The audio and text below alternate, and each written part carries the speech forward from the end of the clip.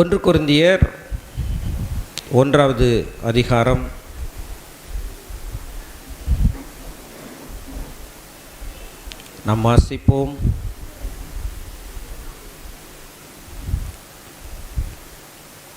8, 9.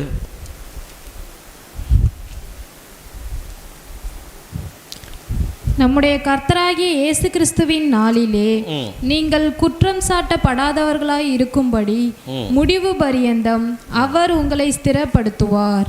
தம்முடைய குமாரனும் நம்முடைய கர்த்தருமாய் இருக்கிற இயேசு கிறிஸ்துவுடனே ஐக்கியமாய் இருப்பதற்கு உங்களை அழைத்த தேவன் உண்மையுள்ளவர்.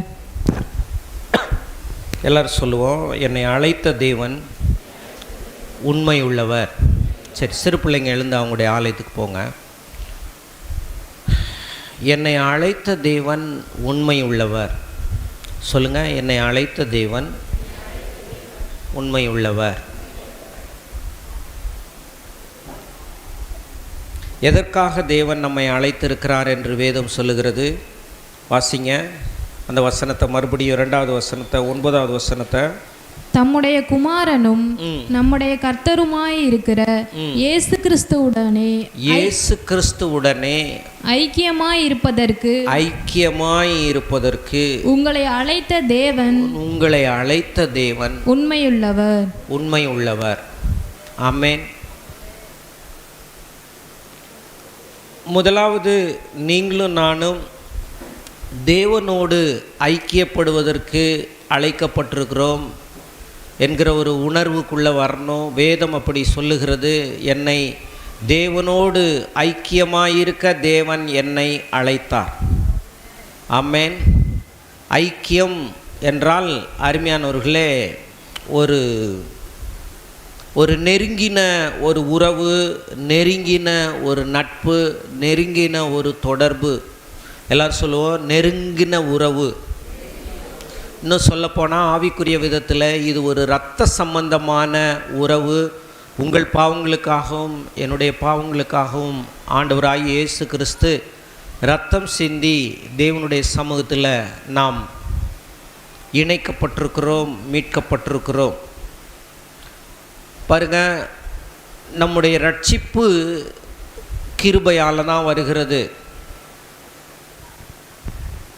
தேவன் எவர்களை முன்னறிந்தாரோ அவர்களை அழைத்தார்.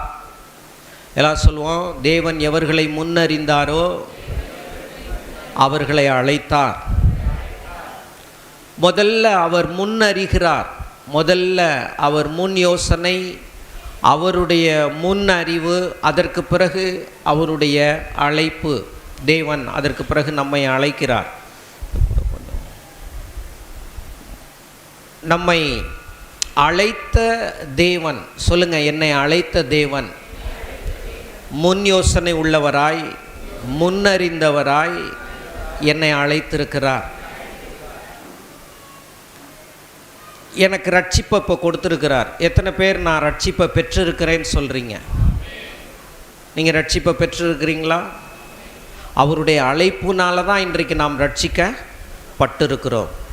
இப்போ அழைக்கப்பட்ட நாம் இந்த மறுபிறப்பை அடைந்து இந்த ரட்சிப்பை பெற்றிருக்கிற நாம் இப்பொழுதும் அந்த கிருபையால் தான் சஸ்டைன் பண்ணப்படுகிறோம்.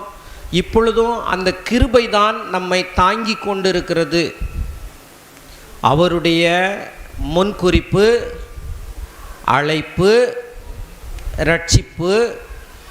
இப்போ இந்த ரட்சிக்கப்பட்டு கிறிஸ்தவ வாழ்க்கையை வாழ்ந்து கொண்டு இருக்கோமே, இதுவுமே அவருடைய கிருபையினால தான் நடந்து கொண்டு இருக்கிறது.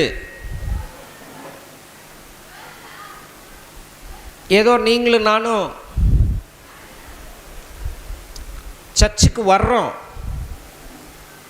அதனால அல்ல. சர்ச்சுக்கு வரணும், வேதத்தை கற்றுக்கொள்ளணும், அதுதான் நம்முடைய ஆவிக்குரிய உணவு. தேவன் இந்த ஐக்கியத்தை நமக்கு கொடுத்துருக்கிறாரு.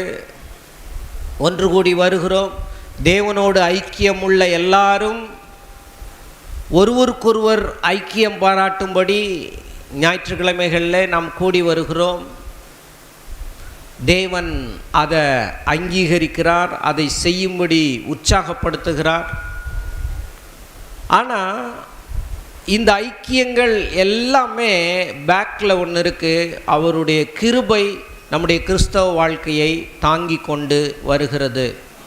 எல்லாரும் சொல்லுங்கள், நான் அவருடைய கிருபையினாலே ரட்சிக்கப்பட்டேன். ரட்சிப்பு என்கிறது அருமையானவர்களே மறுபிறப்பு, புதுவாழ்வு என்ற இடத்துலேருந்து ஆரம்பிக்கிறது. ஒருவன் மறுபடியும் பிறவாவிட்டால் தேவனுடைய ராஜ்யத்தில் என்ன செய்ய மாட்டான்? பிரவேசிக்க மாட்டான். எல்லாரும் சொல்லுங்கள், ஒருவன் மறுபடியும் பிறவாவிட்டால்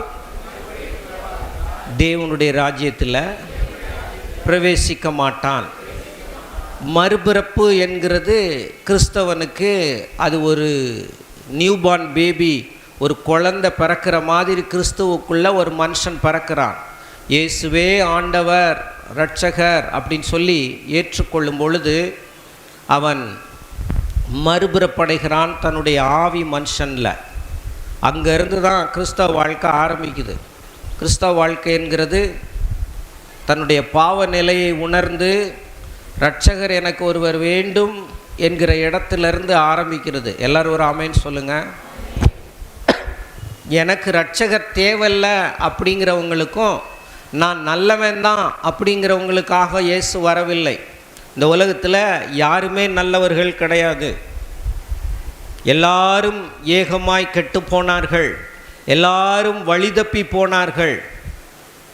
யாருமே நல்லவன் கிடையாது இந்த உலகத்தில். வேதம் அப்படி சொல்லுகிறது. தங்களை நல்லவர்கள் என்று நினைத்து கொள்ளுகிறவர்கள் அநேகர் இருக்கிறார்கள். அவங்களுக்கு தங்களை நான் நல்லவன் தான் அப்படின்னு நினச்சிக்குவாங்க. ஏதாவது ஒரு தர்மம் செஞ்சுட்டு அல்லது ஏதோ ஒன்றை பண்ணிவிட்டு நான் நல்லவன் அப்படின்னு நினச்சிக்குவாங்க. ஆனால் தேவனுடைய பார்வையில் நீதிமான் ஒருவனாகிலும் இல்லை, நல்லவன் ஒருவனும் இல்லை என்று வேதம் சொல்லுகிறது. அது மாத்திரம் இல்லை, நாம் சத்துருவாய் இருக்கும்போது நம்முடைய பாவங்களை அவர் சுமந்தார் என்று வேதம் போதிக்கிறது. ஆகவே நாம் ஒன்றை புரிஞ்சு கொள்ளணும்.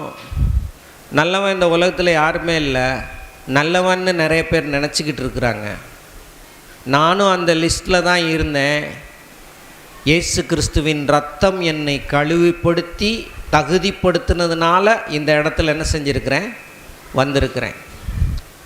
ஆகவே இந்த இடத்துக்கு வர்றதுக்கு முன்னாடி எல்லாருமே பாவி தான். கிறிஸ்துவின் இடத்துல வர்றதுக்கு முன்னாடி எல்லாருமே பாவி தான். கிறிஸ்து தான் இப்போ நீதிமானாக என்ன செய்திருக்கிறார்? மாற்றி இருக்கிறார். ஆகவே நம்முடைய ஊழியங்கள், நம்முடைய எல்லாமே எதுக்கு மத்தியில் நடந்துக்கிட்டு இருக்குதுன்னா பாவிகளுக்கு மத்தியில் தான் நடந்துக்கிட்டு இருக்குது. அந்த பாவிகள் தான் ரட்சிக்கப்படணும். ஆனால் வேதம் சொல்லுகிறது பாவிகளை கர்த்தர் நேசிக்கிறார். உங்களுக்கு யாரையும் ஒருவேளை பிடிக்காமல் இருக்கலாம், அதுக்காக உனக்கு பிடிக்கலன்றதுக்காக கடவுள் அவங்கள விடமாட்டார், அவங்கள நேசிப்பார். பார்த்தீங்களா? நீங்கள் எல்லாருமே நமக்கு பிடிக்காதவங்கள கடவுள் நேசிக்கக்கூடாதுன்னு நினச்சிட்ருக்கீங்க. அதனால தான் யாருக்கும் ஆமேன்னு என்ன செய்யலை, வரல. உங்களுக்கு பிடிக்கிறவங்கள தான் கர்த்தருக்கும் பிடிக்கணுமா? என்னங்க இது அநியாயமாக இருக்குது. இப்போதான் சொல்லிட்டார், விழிப்பாயிட்டார். இல்லை இல்லைன்ட்டு. Very good. அப்படி தான் ஃபாலோ பண்ணுங்க. உங்களுக்கு பிடிக்காதவங்களையும் கர்த்தருக்கு பிடிக்கும். நீ மாறிக்கும். எல்லாரும் சொல்லுங்கள், நான் மாறிக்கணும். பாவிகளை தேவன் நேசிக்கிறார், அவங்களுடைய செயல்களை தான் வெறுக்கிறார். முதல்ல அதை புரிஞ்சிக்கணும். பாவி அப்படியே தூரமாக எரியிறதுக்கு நம்ம வரல. நீங்களும் நானும் அந்த ஸ்டேஜில் தான் இருந்தோம். உங்கள் பாவத்தை கழுவி உங்களை தன்னுடைய இரத்தத்தினால் கழுவுனதுனால இங்கே வந்து உட்கார்ந்துருக்கிறீங்க. நீங்கள் உண்மையாக ஒப்பு கொடுத்து ஆண்டவருடைய இரத்தத்தினால் கழுவப்பட்டிருந்தால், ஏன்னா ஒப்பு கொடுக்கும்போதே அறகுறையாக ஒப்பு கொடுத்து அறகுறையாக ஞானஸ்தானம் எடுத்து அறகுறையாக கோயிலுக்கு வந்து ஊழியக்காரன் சொல்கிறதையும் அறகுறையாக கேட்டு இது எங்கே போகிறது? ஆரம்பமே சரியில்லையே. உலகத்தில் சொல்லுவாங்க 2 இடத்துல போய் உண்மையை சொல்லணும்னு.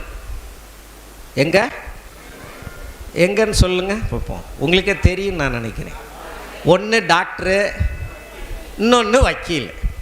அவங்கள்ட்ட போய் என்ன செஞ்சிடணும், உண்மையை சொல்லிடணும். ஏன்னா உன்னால் முடியலைன்ட்டு தான் அவங்கள்ட்ட என்ன செய்கிற, போகிற இல்லையா? நீயே கோர்ட்டில் போய் கேஸை எடுத்து நடத்துறதுக்கு உனக்கு திறமை இருந்துச்சுன்னா நீ ஏன் வக்கீல்கிட்ட போகிற? உனக்கு தான் சட்டம் தெரியும்னா நீ நேராக போயிடலாம், ஒரு பிரச்சனையும் இல்லை. எனக்கு என்னால் முடியல, சட்டம் எனக்கு உதவி செய்யட்டும், சட்டம் தெரிந்த ஒரு நபர் எனக்கு தேவை அப்படின்னு சொல்லி ஒரு வக்கீல் அப்ரோச் பண்ணுறோம். அவர் உடனே என்ன பிரச்சனைன்னு கேட்குறாரு. என்ன ஆதியிலேருந்து என்ன பிரச்சனை ஏது என்னன்னு கேட்குறாரு. உடனே உங்களுக்கு எந்த விதத்தில் உதவி செய்யலான்னு சொல்லிட்டு சட்டத்தில் இருக்கக்கூடிய வழிமுறைகளை பார்த்து அருமையானவர்களே அவர் உங்களுக்கு உதவி செய்ய ஆரம்பிக்கிறார். நீங்கள் அவற்றை எதையோ மறைச்சு, இல்லைன்னா ஹாஸ்பிட்டல்லையும் போய் ஏதோ ஒன்றை மறைச்சு அவர் இந்த சிம்டம்ஸ் எல்லாம் இருக்கான்னு கேட்குறாரு. இல்லை எனக்கு இந்த சிம்டம்ஸ்லாம் இல்லை, இருக்கிற சிம்டம்ஸே இல்லைன்னு சொன்ன உடனே அவர் வேறு மாதிரி ஏதோ ப்ரிஸ்கிரிப்ட் பண்ணுறாரு, வேறு டேப்லெட்ஸை எழுதி கொடுத்துறாரு. இங்கே திரும்பி வந்து பார்த்தா உடம்புக்கு ஒத்துக்கல. என்ன நீங்கள் சொன்னபடி தானே நான் எழுதி கொடுத்தேன் அப்படிம்பாரு. இல்லை சார் எனக்கு ஒத்துக்கல. அப்போ அவங்க நமக்கு உதவி செய்ய வருகிறதுனால அவங்கள்ட்ட நம்ம என்ன செய்கிறோம், கொஞ்சம் அந்த சிம்டம்ஸ் என்ன தான் இருக்குன்னு சொல்கிறோம். அவங்களும் பல கேஸை பார்த்துருக்குறாங்க, பல அனுபவம் அவங்களுக்கு இருக்குது. அப்படி இருந்தவங்களாக இருந்தால் எத்தனையோ பேருக்கு அவங்க மெடிசின் எழுதி கொடுத்து சுகமாகி நூற்றுக்கணக்கான வருஷம் அவங்க உயிரோடு வாழ்ந்துருக்குறாங்க. அதனால நம்ம அவங்கள்ட்ட போய் அந்த மேட்ரை கொஞ்சம் ஓப்பனாக பேசுகிறோம். இதான் சார் எனக்கு பிரச்சனை, ஓகே சரி ஓகே, இதுக்கு ஏதாவது ஒரு தீர்வு. அதே போல் கர்த்தர்டையுமே ஓப்பனாக உண்மையாக இருக்கணும். என் பழைய வாழ்க்கையவே வாழக்கூடாது. பழைய வாழ்க்கையில் பிசாசு உங்களோட கூட இருந்திருக்கலாம், பிசாசோட நீங்கள் பேசிக்கிட்டு கூட இருந்திருக்கலாம், ஐக்கியம் பாராட்டி இருக்கலாம், பிசாசு சொன்னதெல்லாம் கேட்டிருக்கலாம். இப்போ முற்றிலுமாக இருளிலிருந்து வெளியே வர்றதுக்கு முயற்சி பண்ணி வெளிச்சத்துக்குள்ளே வர்றப்ப அவற்றை உண்மையாலுமே நான் மனம் திரும்புகிறேன். ஆண்டவரே, உங்கள்கிட்ட எனக்கு எந்த ஒளிவும் மறைவும் இல்லை, என் தவறுகளுக்காக நான் வருந்துறேன். இனிமே இந்த உலகம் எனக்கு இரட்சகன் கிடையாது. பணமோ பொண்ணோ பொருளோ சமுதாயமோ என் உறவினர்களோ என்னை ரட்சிக்க முடியாது, என்னை காப்பாற்ற முடியாது. என்ன நானே காப்பாற்றிக்கிற புத்தியும் எனக்கு இல்லை. மனுஷனுக்கு செம்மையாய் தோன்றுகிற வழிகள் மரண வழிகள்னு போட்டிருக்கு. எனக்கு எது நல்லா செம்மையாக இதுதான் கரெக்டுன்னு நான் போகிறேனோ அந்த வழி மரண வழி என்று வேதம் சொல்லுகிறது. அப்போ ஆண்டவரே என்னை ரட்சியும், நான் பாவிதான், என்னை மன்னியும், என்னை தூக்கி விடும் ஆண்டவரே, நான் தவறுகிறவன் தான், உம்முடைய ரட்சிப்பு எனக்கு வேணும் அப்படின்னு சொல்லி அவருடைய கிருபைக்குள்ள ஹோல்ஹார்ட்டடாக முழு இருதயத்தோட ஆரம்பத்திலிருந்தே கர்த்தரை சேவிச்சாங்கன்னா அவங்களுக்கு சூடுண்ட மனசாட்சி வராது. அவங்க உணர்வுள்ள இருதயத்தோட இருப்பாங்க. கர்த்தர் சொல்றது காதில் கேட்கும். ஆரம்பமே ஒரு நேர்மையற்ற தன்மை, ஒரு உண்மையற்ற தன்மை கர்த்தரிடத்திலேயே இருக்கும்னா அவங்க வாழ்நாளெல்லாம் அப்படியே தான். அவங்க ஆரம்பமே அப்படி தானே, 1000 காரியங்களை மறைச்சவங்க தானே, அதனால இருப்பாங்க. அப்போ முதல்ல நம்ம என்ன புரிஞ்சுக்கணும்னா, தேவனுக்கு முன்பாக நான் நிர்வாணின்றதை முதல்ல ஒத்துக்கணும். நிர்வாணின்னா என்னால் உம்முடைய சமூகத்தில் நிற்கிறதுக்கு என்ன நானே தகுதிப்படுத்துகிறதுக்கு எனக்கு எந்த தகுதியுமே இல்லை. எனக்கு நீங்கள் ஹெல்ப் பண்ணுங்க, நான் பாவிதான், என்னை ரட்சியும், உம்முடைய இரத்தத்தினால என்னை கழுவும், என்னை ஒரு புது மனுஷனாய் மாற்றும். நான் ஒரு புது மனுஷனாய் மாற விரும்புகிறேன். ஒரு புது வாழ்வு எனக்கு தாரும். என்கிற இடத்துக்கு வரும்போது அந்த கள்ளம் கபடு சூதுவாது எல்லாமே அங்கே வெளியேறுது, அங்கிருந்தே ஆரம்பிக்குது.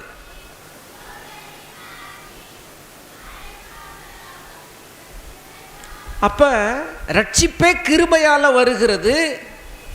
கிறிஸ்தவ வாழ்க்கையும் கிருபையாலே தான் நிலைநிறுத்தப்படுகிறது. எத்தனை பேர் ஆமேன்னு சொல்றீங்க? கிருபை இல்லைன்னா நீங்களும் நான் இந்த ஸ்தலத்தில் வந்து ஆராதிக்க முடியாது. He knows everything. என்னை குறித்து 100க்கு 100 அவருக்கு தெரியும். எனக்கு தெரியாதுங்க, இயேசுநாதருக்கு தெரியுங்க. அப்போ அதனால தான் நம்ம என்ன பண்ணுறோம், கிருபையில் நாம் ரட்சிக்கப்பட்டு அவருடைய சித்தத்தினால் அழைக்கப்பட்டு தாங்கப்பட்டு வருகிறோம். இந்த அழைப்பு ரட்சிப்பை நிறைவேற்றுகிற ஒரு அழைப்பு. வாசிப்போம் அந்த வசனத்தை. இயேசு கிறிஸ்துவுடனே ஐக்கியமாய் இருப்பதற்கு உங்களை அழைத்த தேவன் உண்மை உள்ளவர். எல்லாம் சொல்லுவோம், உண்மையுள்ள ஒரு அழைப்பு. ரட்சிப்பு என் வாழ்விலே நிறைவேறுகிற ஒரு அழைப்பு. ஆமென். ரட்சிப்பு என்னுடைய வாழ்க்கையில் நிறைவேறுகிற ஒரு அழைப்பு. அவர் நிறைவேற்றுகிறார். அவர் என்னை அழைத்திருக்கிறார். அவர் என்னை நீதிமானாக்கி இருக்கிறார். ரட்சிப்பு இந்த அழைப்புக்குள்ளேயே நிறைவேறிடும். அவ்வளோதான். அவர் என்னை அழைச்சிட்டார்ல, நான் ரட்சிக்கப்பட்டேன், அவ்வளோதான், முடிஞ்சு போச்சு. அவர் என்னை அழைச்சிட்டாரு, நானும் என்னை ஒப்பு கொடுத்துட்டேன். என்னை முன்னறிந்தார், என்னை அழைத்தார். என் தேவன் நல்லவர். என்னை அழைச்சி என்னை ரட்சித்து இப்போ அவருடைய கிருபை தான் என்னை தாங்கி கொண்டு வருகிறது. ஆமென். இன்னைக்கு இந்த இடத்துல உட்கார்ந்துருக்குறோன்னா அவருடைய கிருபை. நான் ரட்சிக்கப்படணுன்றது அவருடைய விருப்பம். அவர் என்னை அழைச்சது அவருடைய ஆசை, விருப்பம். அவரே விருப்பப்பட்டு அவரே ஆசைப்பட்டு என்னை அழைச்சாரு. இவனை ஒன்று நீ தாங்காத, கிருபைய இவனுக்கு கொடுக்காத, இவன் கிறிஸ்தவ வாழ்க்கையும் நிலையில்லாமல் போகட்டும் அப்படின்னு 1000 பேர் சொன்னாலும் அவர் தன்னுடைய மனதை இனி ஒருபோதும் மாற்ற மாட்டார். என்னை ரட்சித்தது ரட்சித்ததே என்கிற நிலையில் அவர் இருக்கிறார். அவருடைய மனதை இனி மாற்ற மாட்டார். எல்லாரும் கரங்களை தட்டி கர்த்தரை ஸ்தோத்தரிப்போம். எவர்களை முன்குறித்தாரோ அவர்களை அழைத்தார், எவர்களை அழைத்தாரோ அவர்களை நீதிமான்கள் ஆக்கினார். எத்தனை பேர் ஆமேன்னு சொல்றீங்க? இந்த மைண்ட் இருக்குல்ல, நம்மளை அழைச்சது, நம்மளை சஸ்டெயின் பண்ணி கிறிஸ்தவ வாழ்க்கையில் அவரை விட்டு விலகாமல் அவரை தேடி அவருக்காக ஞானஸ்நானம் எடுக்க வச்சு ஒரு திருச்சபையில் சேர்த்து வார்த்தையை கற்றுக் கொடுத்து கொண்டு இருக்கிறார் தேவன். அதை நம்ம வாரந்தோறும் போய் கேட்கிறோம். இந்த விதமான ஒரு அற்புதமான ஒரு மைண்ட் செட்டப் கர்த்தருக்கு இருக்கிறபடினால தான் நாம் இங்கே உட்கார்ந்துட்டுருக்குறோம். அவர் விரும்பிட்டார். எல்லாரும் சொல்லுங்கள், அவர் விரும்பிட்டார். இந்த திருச்சபையில் உட்காந்து சத்தியத்தை கேட்டு சத்தியத்தில் வளரணும்னு தேவன் விரும்பிட்டாரு. இந்த மைண்டை அவர் ஒரு நாளும் மாற்ற போகிறது இல்லை, மாற்றவும் மாட்டார். எத்தனை பேர் இதில் சந்தோஷப்படுறீங்க? ஹல்லேலூயா. எனக்கு 1000 எதிரி வந்து எனக்கு வேட்டு வச்சாலும் என் தேவன் மாறவே மாட்டார். ஹல்லேலூயா. ஏன்? அவர் இல்லை, ரட்சிக்கிறவர் அவர், தீர்மானம் எடுத்தவர் அவர், அழைத்தவர் அவர், அந்த அழைப்பை நிறைவேற்றுகிறவர் அவர். தம்பி பேசுவையே. அப்போ இந்த ரட்சிப்புக்காக நம்ம ரொம்ப நன்றி உள்ளவர்களாக இருக்கணும். சரி, நீங்கள் என்ன ஆசைப்படுங்க ஆண்டவரே, நீங்கள் என்ன அழைங்க ஆண்டவரே, நீங்கள் என்னுடைய வாழ்க்கையை, ரட்சிக்கப்பட்ட வாழ்க்கையை நிலைநிறுத்துங்க ஆண்டவரே, கட்டி காத்து கொள்ளுங்க ஆண்டவரே. நீங்கள் தானே என் வாழ்க்கையில் இந்த விசுவாசத்தை ஆரம்பிச்சிங்க. இந்த விசுவாச ஓட்டத்தை நான் மரிக்கும் வரை ஓடுகிறதற்கு நீங்கள் தானே ஆண்டவரே செய்யணும். செய்யுங்க ஆண்டவரே. நீங்கள் என்ன அழைங்க ஆண்டவரே, என்னை காத்துக்கொள்ளுங்க ஆண்டவரே. என் விசுவாசத்துக்கு ஆரம்பமும் முடிவும் நீங்கள் இருங்க ஆண்டவரேன்னு நீங்களும் நானும் கேட்காமையே அவர் ஒரு முடிவெடுத்தார் பார்த்தீங்களா? அதற்கு ஆண்டவருக்கு நாம் வாழ்நாளெல்லாம் நன்றி செலுத்தணும். நான் சொல்கிறது புரியுதா உங்களுக்கு? அவருக்கு அந்த ஆசையை தூண்டி விட்டது நீங்களும் நானும் இல்லை. ஆமென் சொல்லுங்க எல்லாரும் சொல்லுங்க. ஆசையை அவர் தூண்டி விட்டது, அவருக்கு தூண்டி விட்டது நான் அல்ல. அவர் அவராகவே இருந்து என்னை ஆசைப்பட்டு அழைச்சி ரட்சித்து இந்த கிறிஸ்தவ வாழ்க்கையை நடக்கிற ஒரு கர்த்தருடைய பிள்ளையாக வாழுகிற ஒரு பாக்கியத்தை என்ன செஞ்சுருக்கிறாரு? கொடுத்துருக்கிறார். இது எப்படின்னா, ஒரு குழந்தை எந்த குடும்பத்தில் பிறக்கணும்னு சொல்லிட்டு யாருமே முன்குறிச்சிட்டுலாம் பிறக்கிறது கிடையாது. நான் இவங்க வீட்டில் தான் பிறப்பேன், நான் இவங்க வீட்டில் தான் பிறப்பேன்னு கிடையவே கிடையாது. அதே போல தான் நீங்களும் நானும் கர்த்தர் அவராகவே நம்மளை பெற்றெடுத்திருக்கிறாரே ஒழிய நீங்கள் என்னை பெத்தெடுங்க, நீங்கள் என்னை பெத்தெடுங்கன்னு சொல்லிலாம் நம்மளை பெற்றெடுக்கலை. அவரே இந்த அழைப்பை என்னுடைய வாழ்க்கையில் நிறைவேற்றி இப்பொழுது நடத்தி கொண்டு வருகிறார். ஹல்லேலூயா. இப்போ இது முற்றிலும் யாருடைய ஆசையாக இருக்கிறது? நீங்கள் பைபிள் படிக்கிறது யாருடைய ஆசையாக இருக்கிறது? நல்ல சத்தமாக சொல்லுங்கள். நீங்கள் ஜெபிக்கிறது யாருடைய ஆசையாக இருக்கிறது? நீங்கள் ரட்சிக்கப்பட்டு ஞானஸ்தானம் எடுத்தது யாருடைய ஆசையாக இருக்கிறது? அவருடைய ஆசை விருப்பம்னு தெரிஞ்சுக்கிட்டு நீங்கள் அப்படியே அவருக்கு ஒத்துழைப்பு கொடுத்து அந்த ஞானஸ்தானம் எடுத்து அந்த வசனத்தை படிக்க ஆரம்பித்து கீழ்ப்படி ஆரம்பித்து வாரந்தோறும் தேவனுடைய ஆலயத்துக்கு வந்து நீதிமான் நான் இரத்தத்தால் கழுவப்பட்ட நீதிமான், இயேசுவின் இரத்தத்தால் கழுவப்பட்ட நீதிமான் அப்படின்னு சொல்லி பாட்டு பாடுறீங்கல்ல, இதெல்லாம் யாருடைய ஆசை? எல்லாரும் நல்லா கையை தட்டி ஷாபாலா ஹல்லேலூயா.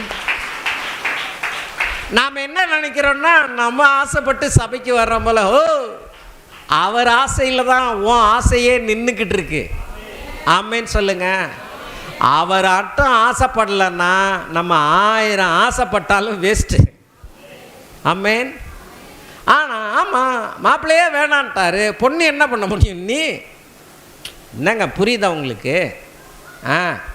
இப்போ மாப்பிள்ளை சரிங்கிறாரு, அப்போ சந்தோஷம். ஐயோ, என்னுடைய மணவாளன் என் மேலே ஆசைப்பட்டு என்ன படிப்பு அந்தஸ்து அது இதுன்னு ஏழை பணக்காரன் இதெல்லாம் பார்க்காம, என் முகம் அப்படி இருக்குது இப்படி இருக்குன்றதெல்லாம் பார்க்காம என் உள்ளத்தை பார்த்து என்னை நேசித்த கர்த்தர். ஹல்லேலூயா. ஆமாம், நெஞ்சில் கொஞ்சம் கொஞ்சமாக உணர்வு வரணும், ஈரம் வரணும். ஆமேன்னு சொல்லுங்கள். உணர்வுள்ளவர்களாக இருக்கணும். சொல்லுங்கள், உணர்வுள்ளவர்களாக இருக்கணும். கர்த்தர் சொல்கிற வார்த்தையை கேட்கணும். சொல்லுங்கள், கர்த்தர் சொல்கிற வார்த்தையை கேட்கணும். ஏன்னா அவர் உங்கள் மேலே ஆசை பாசமெல்லாம் வச்சு உங்களை ரட்சித்தது நிமித்தம் நீங்கள் எவ்வளோ தூரம் அவருக்கு ரொம்ப உண்மை உள்ளவர்களாக இருக்கணும் அப்படின்றதுக்காக நான் இதெல்லாம் சொல்கிறேன்.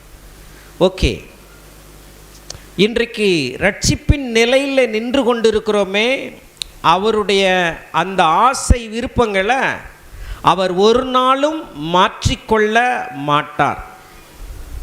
ஆகவே அவருடைய அழைப்பை மாற்றுகிறதற்கு கோடி பேர் வந்தாலும் இனிமே என்னுடைய ரட்சிப்புக்கு இடையூறாய் இருக்க முடியாது. ஆமேன். நாமெல்லாம் கைவிடப்பட்டு தொலைந்து போய் தூரமாய் இருந்தோம். தேவன் நம்மை ரட்சித்தார், நம்மை தேடி வந்தார், நம்முடைய நொறுங்குண்ட இருதயத்தை அவர் சீராக்கி அவர் நம்மை ரட்சித்திருக்கிறார். ஆமென். ஆமாம், அப்படியே விட்டுருந்தா புலம்பி தவிச்சு அழிஞ்சே போயிருப்போம். அப்படி இல்லாதபடிக்கு நமக்கு ஒரு புது நம்பிக்கையை அவர் கொடுத்திருக்கிறார். உலகத்தில் நீயும் வாழ முடியும். நான் உனக்கு துணை நிற்கிறேன். நீ ஏன் உன்னை இவ்வளவு தூரம் ஃபீல் பண்ணி ஒதுங்கி ஒதுங்கி போகிற? ஐ லவ் யூ, நான் உன்னை நேசிக்கிறேன், நீ வா அப்படின்னு அவர் கூப்பிட்டு நம்மளை அழைச்சிட்டு வந்தார் பாருங்க. யார் சத்தம் கேட்டுச்சோ கேட்கலையோ, உங்களுக்கு எனக்கும் அந்த அப்பாவோட சத்தம் கேட்டு அவருடைய ஆடா பின் செல்லுகிற ஒரு பாக்கியத்தை கடவுள் நமக்கு கொடுத்திருக்கிறார். ஆமேன். இதுக்கு நீங்களும் நானும் நன்றி உள்ளவர்களாக இருக்கணும். ஆமேன். இப்போ நம்மோடு ஐக்கியமாக இருக்கிறதற்கு அவர் நம்மை அழைத்திருக்கிறார். சொல்லுங்கள், ஐக்கியமாக இருப்பதற்கு என்னை அழைத்திருக்கிறார். ஆமேன். ஃபெல்லோஷிப் என்று ஆங்கிலத்தில் சொல்லுவார்கள். கிரேக்க வார்த்தையில் கொய்னோனியா அப்படின்ற ஒரு வார்த்தை பணம் சொல்லப்பட்டிருக்கு. பாஸ்டர் என்ன நோனியா நோனியா ஏதோ சொல்கிறீங்களே? ஏதோ தான் சொல்கிறேன். அப்படின்னா என்ன அர்த்தம் அப்படின்னா, அவரோட கூட ஒன்றா இணையவும் ஒரு பார்ட்னர்ஷிப்பாக இருக்கவும் தேவன் நம்மையே அழைத்திருக்கிறார். ஐக்கியம்ன்ற பதத்துக்கு பார்ட்னர்ஷிப் என்ற அர்த்தம், ஒன்னஸ் என்ற அர்த்தம், ஒன்றாக. எல்லாரும் சொல்கிறாங்க ஒன்றாக. எப்படி கணவன் மனைவி எப்படி ஒன்றாய் மாறி விடுகிறார்களோ, ஒரு சில சட்டத்திட்டங்களுக்கு அடிப்படையில் அப்படியே ரெண்டு பேர் ஒரு தொழிலை செய்கிறதுக்காக பார்ட்னர் ஆகிறாங்க. அவங்க எல்லைகளை வகுக்கிறாங்க. பொருளாதாரத்தை இப்படி பங்கிட்டு கொள்ளணும், வேலைகளை இப்படி பங்கிட்டு கொள்ளணும், ஏதோ அதுக்கு ப்ரொசீஜர்ஸ் ஒன்று இருக்குது. அப்போ அதனுடைய லாப பங்குகளை எப்படி எடுத்துக்கணும், இப்படி எல்லாமே ரெண்டு பேர் சேர்ந்து ஒரு சில ரூல்ஸ் அண்ட் ரெகுலேஷன்ஸை அவங்களுடைய கம்பெனிக்குன்னு ஏற்படுத்தி, கம்பெனி வளரும்போது ஷேர்ஸை நம்ம விற்கலாம், அப்படி பல காரியங்களை இது பண்ணுறாங்க. பார்ட்னர்ஷிப். எல்லாரும் சொல்லுங்கள் பங்காளன். சொல்லுங்கள் பங்காளன். இப்படி சொல்லலாம். முதலீட்டாளர்கள்னு சொல்லலாம். ரெண்டு பேரும் பார்ட்னர், ஓனர்ஸாக மாறிடுறாங்க. இப்போ பார்ட்னர்ஷிப்புங்கிறது தங்களுடைய நேரத்தை அதில் செலவழிக்கணும், தங்களுடைய மைண்டை அதில் செலவழிக்கணும், தங்களுடைய பணத்தை செலவழிக்கணும், ப்ரியாரிட்டிஸ் எல்லாம் அதுக்கு கொடுக்கணும். அவங்க ஏற்படுத்தின அந்த கம்பெனிக்கு இருக்கக்கூடிய ரூல்ஸ் அண்ட் ரெகுலேஷன்ஸை எல்லாரும் ஃபாலோ பண்ணணும். ஒரு சில விதிமுறைகள் படி பின்பற்றணும். எம்ப்ளாயீஸ் இப்படி ஸ்ட்ரைக் பண்ணால் இப்படி செய்யணும், இப்படி பண்ணணும், இல்லைன்னா இத்தனை வருஷத்துக்கு ஒருக்க புதிய ஆட்களை உள்ளே கொண்டு வரணும். இப்படி பல காரியங்கள் இருக்கிறது. ரெண்டு பேரும் ஒருத்தருக்கொருத்தர் கம்யூனிகேஷனே இல்லாமல் பார்ட்னராக வாழ முடியாது. பாருங்கள், தொழிலதிபர்கள் ரெண்டு பேர் சேர்ந்து பார்ட்னர்ஷிப் போட்டு ஒரு தொழில் செய்கிறாங்கன்னா ஒருத்தருக்கொருத்தர் மனந்திறந்த பேச்சு இருக்கணும். நீ அவனை காலை வரணும்னு நினைக்கக்கூடாது, அவன் உன்னை காலை வரணும்னு நினைக்கக்கூடாது. அவனை நீ புரிஞ்சுக்கணும், அவன் உன்னைய புரிஞ்சுக்குவான். அவனுக்காக நீ, உனக்காக அவன். இந்த தொழிலுக்கு எடுத்த காரியத்தில் பரஸ்பரமாக முடிவெடுத்து காரியங்களை செய்யும்போது கம்பெனி அருமையானவர்களே லாபம் ஈட்டுகிறது, வெற்றியாய் மாறுகிறது. நீங்களும் நானும் நம்முடைய இயேசு கிறிஸ்துவுடனே ஐக்கியமாயிருப்பதற்கு நம்மை அழைத்த தேவன் உண்மை உள்ளவர்னா இயேசு கிறிஸ்துவோட கூட இணைக்கப்படுறோம், அவரோட ஒன்றா மாறுறோம் அப்படின்னா அவர் நம்மளை நிரப்புறாரு, அவரை போல் நம்மளை மாற்றுறாரு. அவருடைய காண்கின்ற உலகத்துக்கு நீங்கள் ஒரு எஜமானாக இருந்து காணாத உலகத்தின் எஜமான இந்த உலகத்தில் பிரதிபலிக்கிறதுக்காக தேவன் உங்களை அவரோடு கூட இணைத்து வைத்திருக்கிறார். இப்போ உங்கள் பார்ட்னரோட கூட நேரம் செலவழிங்க, தேவனோடு கூட நேரம் செலவழிங்க. அந்த நேரம் உண்மையான நேரமாக இருக்கட்டும். ஆமென். அதை படிக்கணுமே, அதை செய்யணுமே, இதை செய்யலைன்னா அவர் கோச்சுக்கோ, அப்படி இல்லை, அப்படி இல்லை. ஆத்மார்த்தமாக, அதாவது நம்ம காலப்போக்கில் ஜெபம், பைபிள் ரீடிங் இதெல்லாம் ஒரு கடமையாக செஞ்சுட்டு அடுத்து என்ன செய்யணும் சொல்லுங்கன்ட்டு போயிடும். அப்படி இல்லை, அதை ஒழுங்காக செய்ய, அதை திருந்த செய்ய, அதை தேவன் விரும்புகிற மாதிரி செய்ய.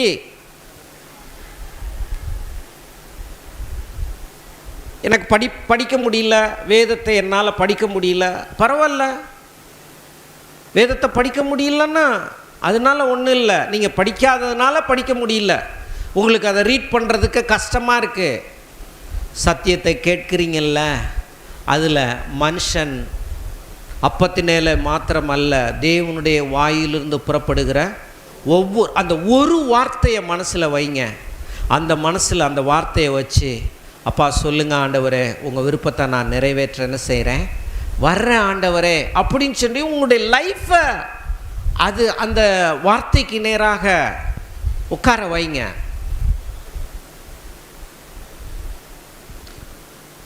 அவரோட நேரத்தை செலவழிங்க, அப்படி மெடிடேட் பண்ணுங்க, பார்ட்னர்ஷிப்பாக இருங்க. இங்கே வந்தோடனே ஆண்டவற்ற நல்லா ஐக்கியமாக இருக்கிறது, அப்புறம் வீட்டுக்கு போனோன்னே மறக்கிறது இல்லை. யோவான் சொல்கிறார் பாருங்க, 1 யோவான் 1:3 வாசிப்போம். 1 யோவான் 1:3. நீங்களும் எங்களோட ஐக்கியமுள்ளவர்களாகும்படி நாங்கள் கண்டும் கேட்டும் இருக்கிறதை உங்களுக்கும் அறிவிக்கிறோம்.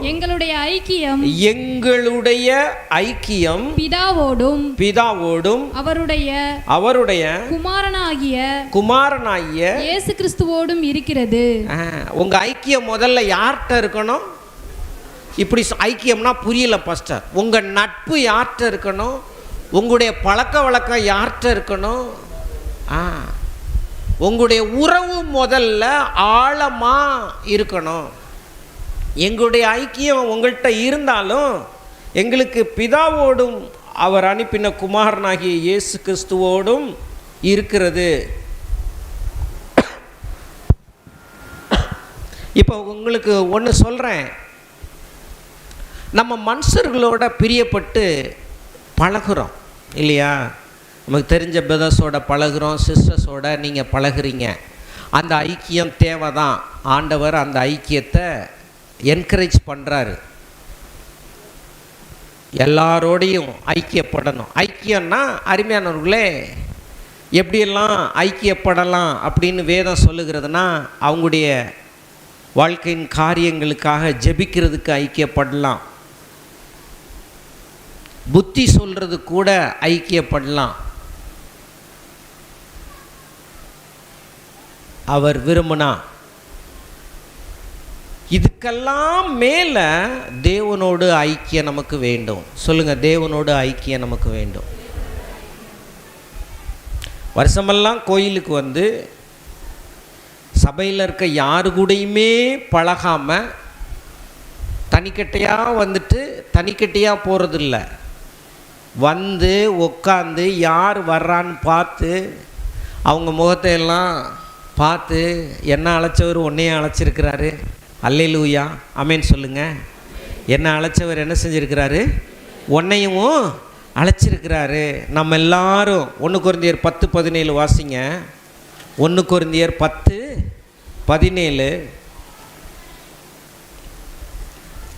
அந்த ஒரே அப்பத்தில் நாம் எல்லாரும் பங்கு பெறுகிறபடியால் ஒரே அப்பத்தில் நாம் எல்லாரும் பங்கு பெறுகிறபடியால் அநேகரான நாம் ஒரே அப்பமும் ஒரே சரீரமுமாய் இருக்கிறோம். ஒரே சரீரமுமாய் இருக்கிறோம். ஆமென் சொல்லுங்க. ஆமென். எத்தனை பேர் அப்படி ஃபீல் பண்றீங்க? ஒரே அப்பத்தை புசிக்கிறோம், ஒரே பானத்தை நாம் பருகிறோம், தேவனுடைய திருவிருந்தில் நாம் அப்படி கலந்து கொள்கிறோம். இந்த ஐக்கியத்தில் கர்த்தர் நம்மளை ஒன்றா வச்சிருக்கிறாரு. இது வேணும். ஆனால் இது பிரதானம் அல்ல, இதுக்கு மேலே அது இருந்துச்சுன்னா இது நல்லா இருக்கும். எது இருந்துச்சுன்னா தேவனோடு இருக்கக்கூடிய ஐக்கியம். எல்லாரும் சொல்லுங்கள், தேவனோடு இருக்கக்கூடிய ஐக்கியம். கர்த்தர் சொல்லுகிற வார்த்தையை கேட்டு நடக்கிற ஒரு வாழ்க்கை, நட்பு, ஐக்கியம், உறவு முதல்ல தேவன்கிட்ட என்ன செய்யணும்? வைக்கணும். தேவன் அருமையானவர்களே, அவரோடு நம்ம ஐக்கியப்படுறது மாத்திரம் அல்ல, நாம் எல்லாரும் அருமையானவர்களே ஒன்றாய் இருக்கணும்னு தேவன் விரும்புகிறார். தேவன் அதற்காக ஜெபிக்கிறார் என்று வேதம் சொல்லுகிறது. எங்கே 2 பேர் 3 பேர் என் நாமத்தினால கூடியிருக்கிறார்களோ அங்கே அவர்களுக்கு மத்தியிலே வருவேன்னு சொல்லியிருக்கிறாரு. எதுக்காக வருவாராம்? மல்கியா எதுக்காக வர்றாரு? அவர் 2 பேர் 2 கிறிஸ்தவங்க ஒன்றா கூடினா எதுக்காக வர்றாரு? மல்கியா 3வது அதிகாரம் எடுங்க, கடைசி அதிகாரத்தில் வரும்னு நினைக்கிறேன். 3வது அதிகாரம் 16வது வசனம். அப்பொழுது கர்த்தருக்கு பயந்தவர்கள் ஒருவரோடொருவர் பேசிக்கொள்வார்கள், கர்த்தர் கவனித்து கேட்பார். கர்த்தருக்கு பயந்தவர்களுக்காகவும் அவருடைய நாமத்தை தியானிக்கிறவர்களுக்காகவும் ஞாபக புஸ்தகம் ஒன்று அவருக்கு முன்பாக எழுதப்பட்டிருக்கிறது. எங்கே 2 பேர் 3 பேர் என் நாமத்தினாலே கூடியிருக்கிறார்களோ அங்கே அவர்களுக்கு மத்தியிலே வருவேன்னு சொல்லியிருக்கிறாரு. ஆமேன் சொல்லுங்க. ஆமேன். ஹல்லேலூயா. ஆமாம். 2 பேர் சொல்லுங்க, 2 பேர் அல்லது 3 பேர். யாருக்கு பயந்தவங்க? கூடுனாங்கன்னா கர்த்தர் என்ன பண்ணுவாராம்? கவனித்து கேட்பார். நாம் 2 பேர் சேர்ந்துட்டா எவ்வளவு புரணி, அதை கேட்டுக்கிட்டே இருக்காரு. அதை என்ன செஞ்சிட்டே இருக்கிறாரு? ஒரு சிலர் கூடுறதே புரணி பேசுறது தான் கூடுறாங்க. எதையாவது ஒன்று 4 விசுவாசியை பற்றி பேசணும், அவங்களுக்கு ஜாலியாக இருக்கும் பேசுறதுக்கு. அப்புறம் ஒரு நாள் எல்லாரும் ஆளுக்கு ஒரு சண்டையை போட்டு ஒதுங்கி போயிட்டே இருக்க வேண்டியதான். ஏன்னா அவங்க பேசுனது கூடுறது எல்லாமே அவங்களுக்கு ஜாலியாக இருக்கிறதுக்காக. அப்படின்னா ஜாலியாக இருக்கிறதுனா எப்படின்னா அடுத்தவங்க காரியத்தை பேசி அதை மெல்லணும், அதுதான் அவங்களுக்கு இஷ்டம். அந்த குடும்பத்தில் எப்படி, இந்த குடும்பத்தில் எப்படி, இந்த சிஸ்டர் எப்படி, இந்த பிரதர் எப்படி, இந்த பிரதர் இப்படி. யாரை? நடுவில் கர்த்தரை வச்சுக்கிட்டே. யாரை வச்சுக்கிட்டே? நல்லா சத்தமாக சொல்லுங்கள். இந்த வசனத்தின்படி இப்போ சிவாவும் சாமும் வரான்னு வச்சுக்கோங்களேன். சிவா வந்திருக்கிறானா? வா. இப்போ இவங்க 2 பேரும் ஒன்றா சேர்றாங்க. இந்த பசங்க நல்ல அருமையான பசங்க. இவங்க இன்னும் ரொம்ப க்ளோஸான பசங்களான்னு எனக்கு தெரில. இப்போ இவனும் அவனும் இப்போ அண்ணா சிலைகிட்ட ஒருத்தருக்கு ஒருத்தர் சந்திக்கிறாங்க. அண்ணா சிலை தானே அப்படின்ட்டு கர்த்தர் வராமலாம் இருக்க மாட்டார். இவங்க 2 பேரும் சேர்ந்த உடனே கர்த்தர் அங்கே வந்துடுவார். மல்கியா 3:10 வந்து பொய் சொல்லாது. எத்தனை பேர் ஆமேன்னு சொல்கிறீங்க? இப்போ இவங்க 2 பேர் வந்த உடனே என்ன பேசிக்கிறாங்கன்னு கர்த்தரும் வந்து நிற்கிறாரு. டைரியும் வச்சிருக்கிறாரு, ஞாபக புஸ்தகம் ஒன்று என்ன செஞ்சுருக்கிறாரு? வச்சிருக்கிறாரு. அந்த ஞாபக புஸ்தகத்தில் இவங்க என்ன பேசுகிறாங்கன்னு தானே எழுதுவார். மினிட்ஸு. ஒரு எக்ஸிக்யூட்டிவ்ஸ் கூடுனா, ஒரு சுய உதவி குழு கூடுனா கூட மினிட்ஸ் எழுதுவாங்க. என்ன மினிட்ஸ் எழுதுவாங்க? எத்தனை பேர் வந்தாங்கன்னு கையெழுத்த போடு, எல்லா சந்தா காசையும் வாங்கு.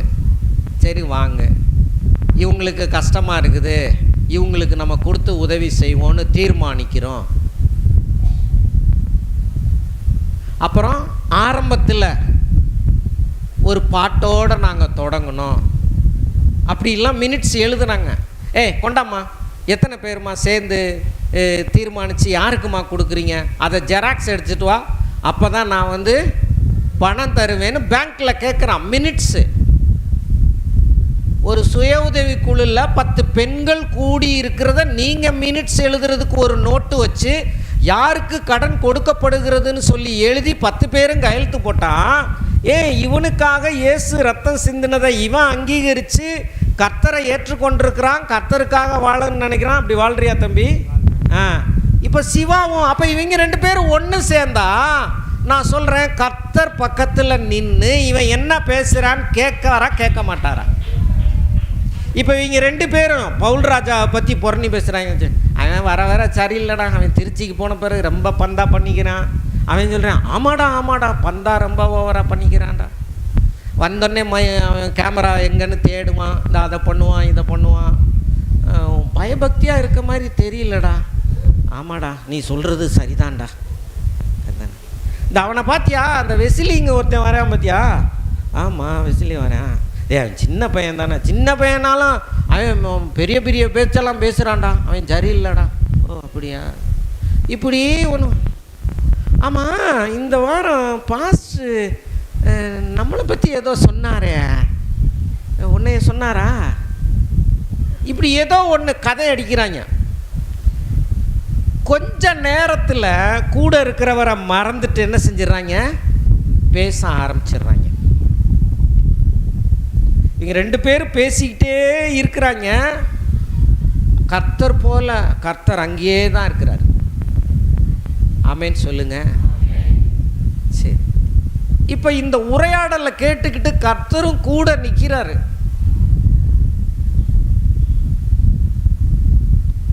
மாபெரும் தேவன் அவரும் நிற்கிறாரு.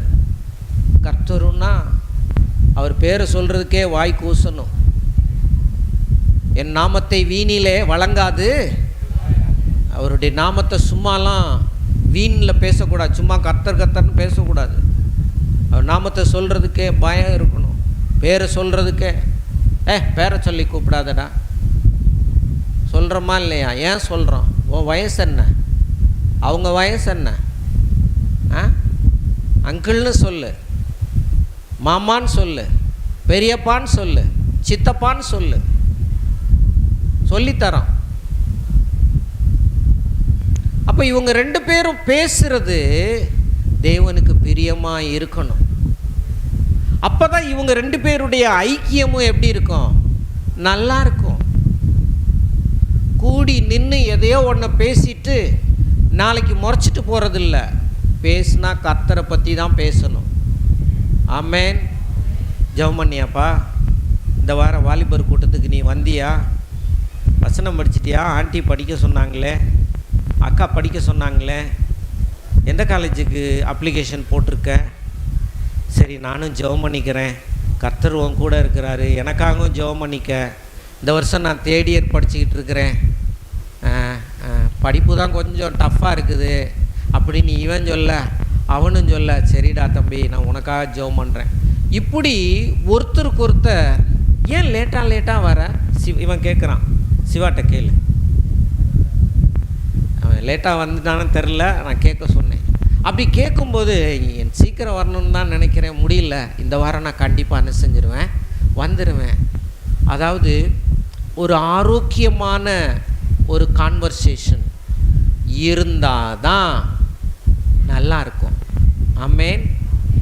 இதே போல தான் தேவனுடைய சமூகத்திலையும் தேவன்கிட்ட போய் உட்கார்ந்து அவர் முடியாதவர் போலையும் இல்லாதவர் போலையும் அவர் செய்ய மாட்டார்னு போலையும் உங்களுக்கு செய்கிறதுக்கு அவர் ரொம்ப யோசிக்கிறவர் மாதிரி நீங்கள் அவரை தப்பாக கணக்கு போடாதீங்க.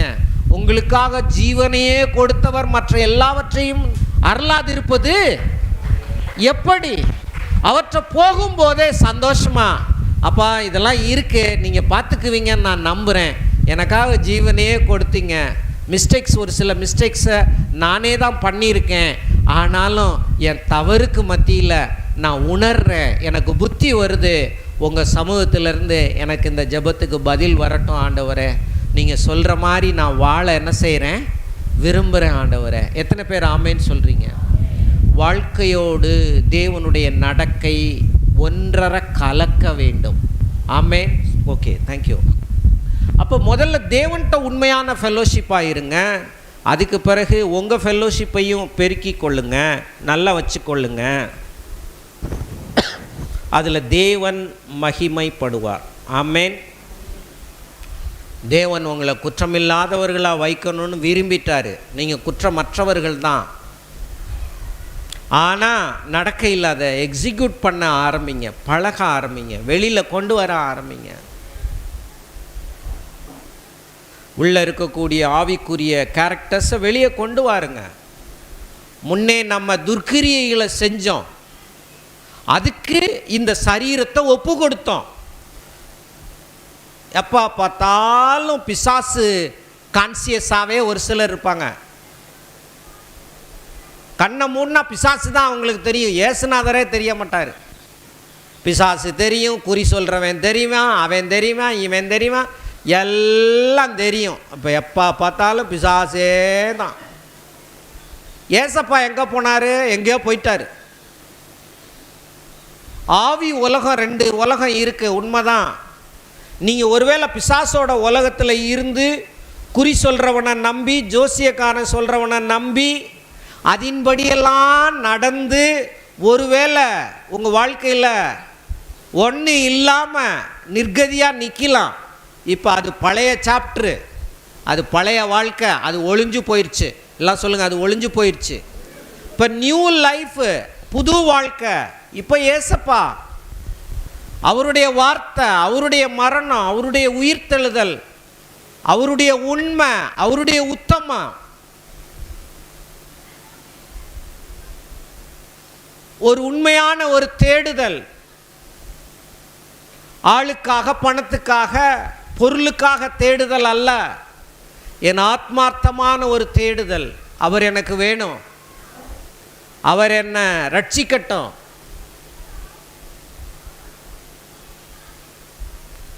அவருக்குள்ள நான் என்ன ஒப்பு கொடுக்குறேன்.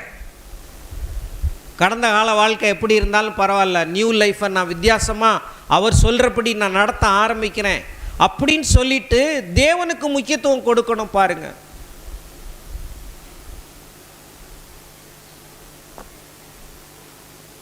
ஆகவே பழங்கதையை கேட்குறதுக்கும் நேரம் இல்லை, பழைய கதையை யோசிக்கிறதுக்கும் இங்கே நேரம் இல்லை. எல்லோரும் சொல்லுவோம், பழைய மனுஷன் சிலுவையில் அறையப்பட்டு விட்டான், பழையவைகளை தோண்டி எடுக்காத. ஆமேன். ஒரு சில கிறிஸ்தவர்கள் இன்னும் பாருங்கள், சகுனம் பார்ப்பாங்க. சகுனம் பார்க்குறவங்க இருக்காங்க நிறைய பேர். எப்படின்னு கேட்டிங்கன்னா, ஏதோ ஒரு காரியத்தை செஞ்ச உடனே அவங்களுக்கு நல்ல சிக்னல் கிடைக்குதான்னு பார்ப்பாங்க. ஏதோ ஒரு சின்ன காரியம் தவறாக ஏதோ நடந்துருச்சுன்னா, ஐயையோ என்ன இப்படி நடந்துருச்சு, சரியில்லையே, சகுனம் சரியில்லையே. சகுனம் பார்க்கவா நம்ம அழைக்கப்பட்டிருக்கிறோம்? நீ சகுனம் பார்க்க ஆரம்பிச்சிட்டேன்னா நீ தான் சகுனின்னு அர்த்தம். ஏன்னா உனக்கு இன்னும் அந்த சகுனத்து மேலே என்ன இருக்குது? நம்பிக்கை இருக்குது. உன் சகுனத்து மேலே இருக்கக்கூடிய நம்பிக்கையை எடுத்து இயேசுவின் மேலே நம்பிக்கை என்ன செய்ய வை. பிசாசுக்கு உன் மனதை கொடுக்காத, உன் வாயை கொடுக்காத, உன் உள்ளத்தை கொடுக்காத. அவன் உன்னைய நிரப்பி அவன் வார்த்தையாக பேச வைப்பான். தேவையில்லாதவங்கள்ட்ட பேச வைப்பான். வாயை மூடு. அதிகம் பேசுறதுனால பாவம்தான் வரும்னு வேதம் சொல்லுது.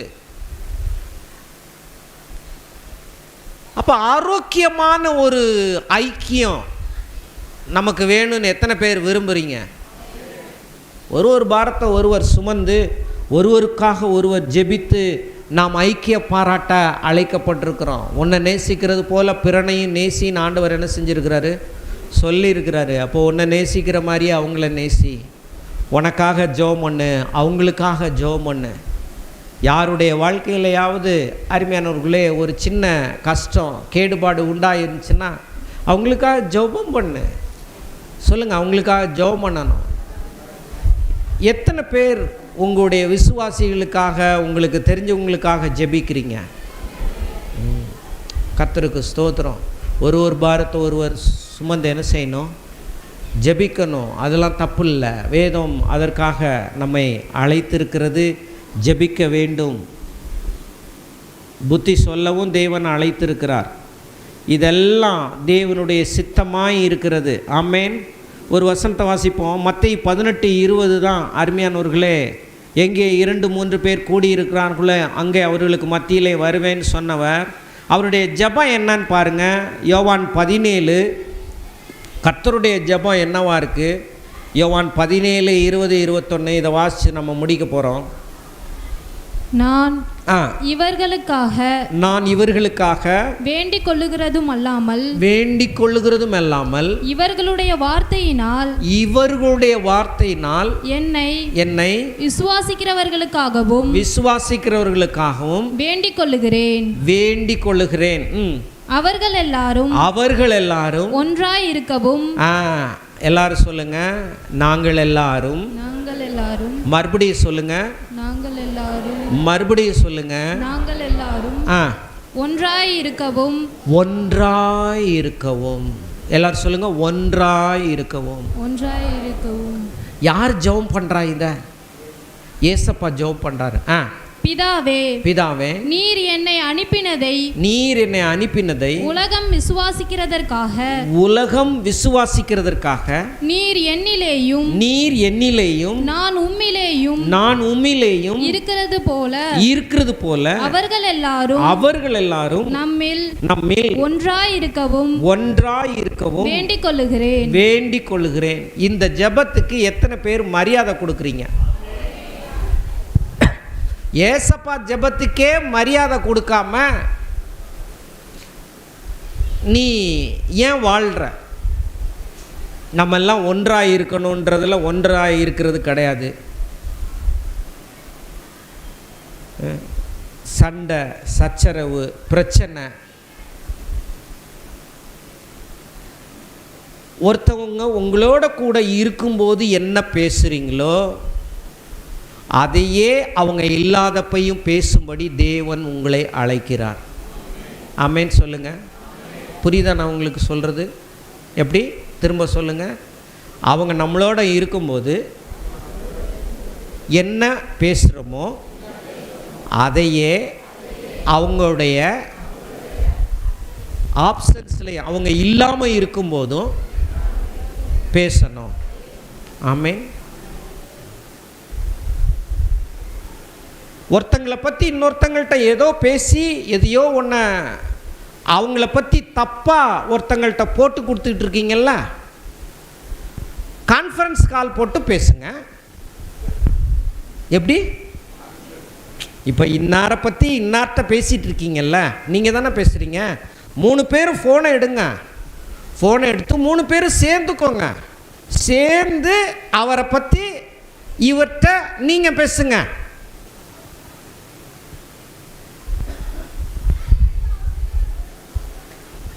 அதெல்லாம் பேச முடியுமா பாஸ்டர்? அப்போனா பேசாதீங்க. ஆமேன்னு சொல்லுங்க. பேசாதீங்க, நிறுத்துங்க. ஐக்கியங்கள் பலப்படணும்னு நீங்கள் விரும்புனீங்கன்னா முதல்ல அருமையானவர்களே அவங்களுக்காக ஜெபம் பண்ணுங்க. ஆமேன். எல்லா கிறிஸ்தவர்களும் இப்போ ஒரு பழக்கம் பழகியிருக்காங்க. என்ன பழக்கம்னா, ஊழியக்காரனுக்கு தெரியாமல் எது வேணாலும் செஞ்சுக்கலாம். எப்படி? ஊழியக்காரனுக்கு தெரியாமல் எது வேணாலும் செஞ்சுக்கலாம். தெரிய வரும்போது தான் அது தப்பாகவே தெரியுது. ஹலோ, கர்த்தருக்கு தெரிகிற மாதிரியே தப்பை நீ பண்ணிட்ட. ஊழியக்காருக்கு ரொம்ப லேட்டாக தெரியுது. இதில் ஏன் ஊழியக்காரனுக்கு தெரிஞ்சு போச்சுன்னு பதட்டப்படுற? நான் ஏற்கனவே சொல்லிட்டேன், எங்கே 2 பேர் 3 பேர் கூடி இருக்கிறாங்களோ அங்கே கர்த்தர் வந்து அவங்க என்ன பேசுகிறாங்கன்னு கவனித்து என்ன செய்கிறார்? கேட்கிறார். அப்போ நம்ம எவ்வளோ தூரம் கேர்ஃபுல்லாக இருக்கணும், எவ்வளோ தூரம் தேவனுக்கு பயப்படணும். என்ன பேசுகிறோம், ஏது பேசுகிறோம், யாரை பற்றி பேசுகிறோம், இது நமக்கு தேவையா? நம்ம வேலை உண்டு, நம்ம உண்டு. அவங்களுக்காக ஸ்பிரிச்சுவலாக எந்த விதத்தில் உதவி செய்யலாம். வேதம் தெரியலையா, சொல்லி தரலாமா, இல்லை அவங்களுக்காக ஜெபிக்கலாமா, அவங்களோட கூட ஒருமனப்பட்டு ஜெபிக்கலாமா? 2 பேர் கூடி நின்று ஜெபிக்கிறோம், ஆனால் அவங்க மனசு எங்கேயோ இருக்குது, நம்ம மனசு எங்கேயோ இருக்குது. ஆனால் ஜெபிக்கிறது மட்டும் ஒன்றா ஜெபிக்கிறோம். இதுதான் கூடாதுங்கிறேன் நான். ஐக்கியமே தவறு. இது ஒருமனமான ஜெபமே இல்லை. எங்கே 2 பேர் 3 பேர் ஒருமனப்பட்டுன்னா என்ன? ஒன் மைண்டாகவே வாழ்கிறது. உன்னை பற்றியே நீ போய் எல்லாத்துட்டையும் தாழ்த்தி பேசுவியா? உன் நண்பனை மட்டும் போய் தாழ்த்தி பேசுகிற? விட்டுரு. உன் விசுவாசியை மட்டும், உன்னோட கூட இருக்கிற விசுவாசியை பற்றி பேசுகிற? விடு.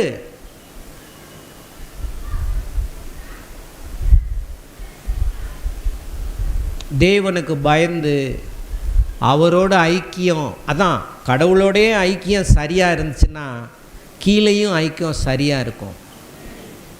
கடவுளோட இருக்கக்கூடிய ஐக்கியத்தில் ஃபேக்கான ஐக்கியம் நம்ம வச்சுக்கவே கூடாது. ஆமென்.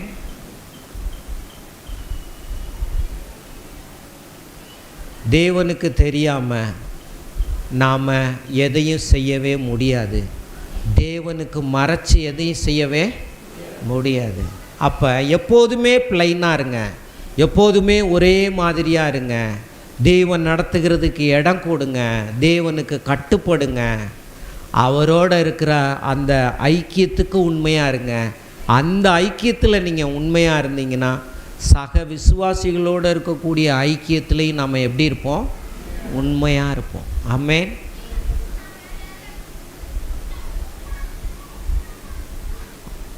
இனி தொடர்ந்து அடுத்தடுத்த வாரங்களில் இப்படியே நம்ம படிக்க ஆரம்பிப்போம். அந்த சபையில் நடந்த சண்டை, சச்சரவு, பிரச்சனையெல்லாம் வந்துச்சான் கொரிந்து பட்டணத்தில். அது ஏன் வந்துச்சு, எப்படி வந்துச்சு, அதை குறித்து பவுல் என்ன எழுதுகிறாரு அப்படின்றத குறித்து நம்ம தியானிப்போம். அடுத்து 10 முதல் 17 வரை இருக்கக்கூடிய வசனங்கள் அந்த திருச்சபையில் இருந்த ஸ்பிளிட்ஸை குறித்து தான் போதிக்குது. நம்ம எல்லோரும் எழுந்து நிற்போம், தேவனோடு கூட ஐக்கியப்படுவோம். இந்த வேளையில் கூட நம்ம அர்ப்பணிப்போம். எல்லோரும் கண்ணில் மூடி ஆண்டவர்கிட்ட நம்மளை ஒப்பு கொடுப்போமா? ஹல்லேலூயா. ஸ்தோத்திரம், ஸ்தோத்திரங்க தாவே, உம்மை துதிக்கிறோம் துதிக்கிறோம் துதிக்கிறோம் துதிக்கிறோம். எல்லாரும் கரங்களை உயர்த்தி அசைத்து ஆவியானவற்றை உங்களை ஒப்பு கொடுக்குறீங்களா? ஹல்லேலூயா. ஸ்தோத்திர ஆண்டவரே, ஸ்தோத்திர ஆண்டவரே, ஸ்தோத்திர ஆண்டவரே, ஸ்தோத்திரம் ஆண்டவரே. ஓ ஹல்லேலூயா, ஹல்லேலூயா, ஹல்லேலூயா. ஓ ஹல்லேலூயா, ஹல்லேலூயா. ஷேபேரிலே மாரலா, दे मेरे ले मारला मारला.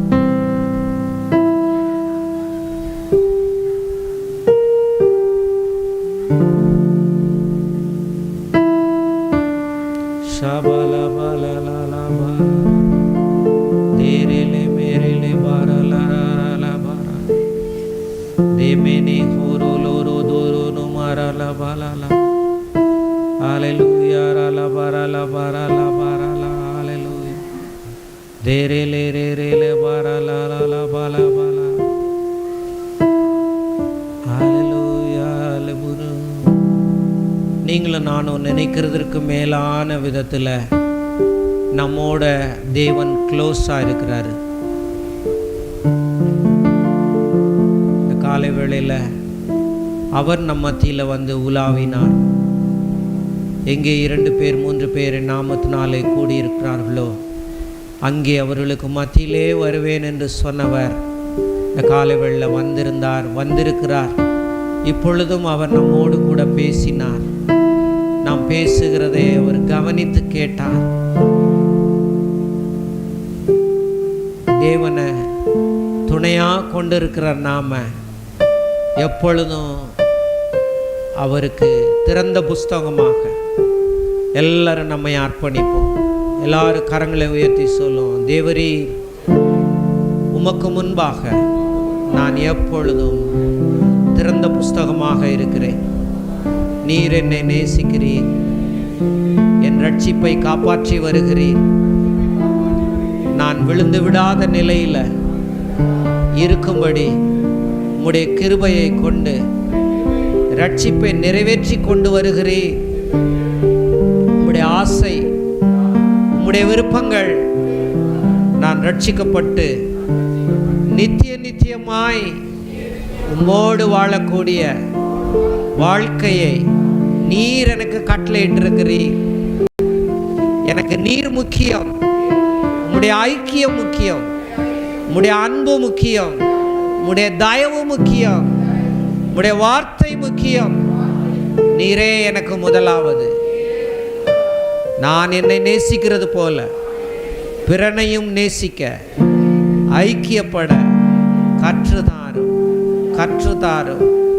ஒரே திருவிருந்தில் ஒரே சரீரத்தையும் ஒரே இரத்தத்திலும் பங்குள்ளவனாய் என்னை வைத்திருக்கிறீரே.